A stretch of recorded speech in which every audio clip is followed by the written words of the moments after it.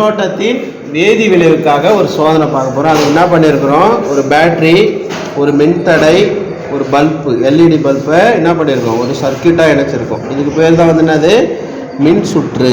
இப்போ இந்த மின் சுற்றை இணைக்கும் போது இந்த பல்பு எரியுது, எல்இடி பல்பு எரியுது. இப்போ இது என்ன பண்ணுறோன்னா, இந்த தண்ணியில் வைக்கிறோம். தண்ணியில் வைக்கும்போது ஒரு வேதிவினை நடைபெற்று இந்த பல்பானது எரியும். அதுதான் மின்னோட்டத்தின் வேதி விளைவு அப்படின்னு.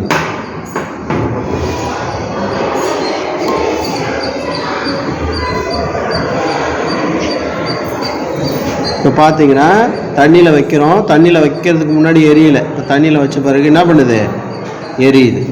இந்த நேரத்தில் இது மட்டும் இந்த மஞ்சள் கலரில் இருக்கும்.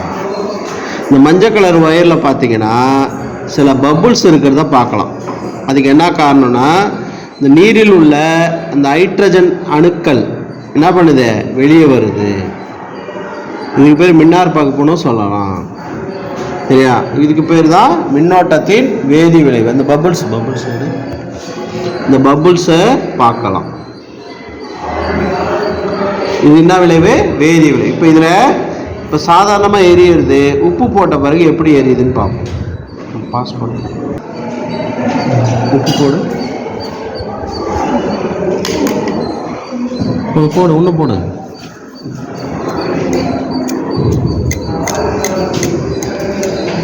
பாரு, முன்னாடி இருந்ததை விட அந்த பல்பு என்ன பண்ணுது, நல்ல பிரகாசமாக எரியறதை பார்க்கலாம்.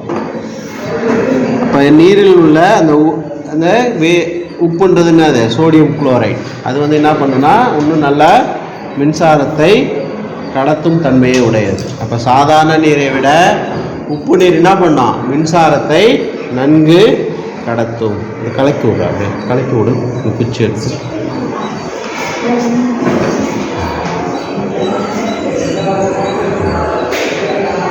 இன்னும் கொஞ்சம் உப்பு போடு.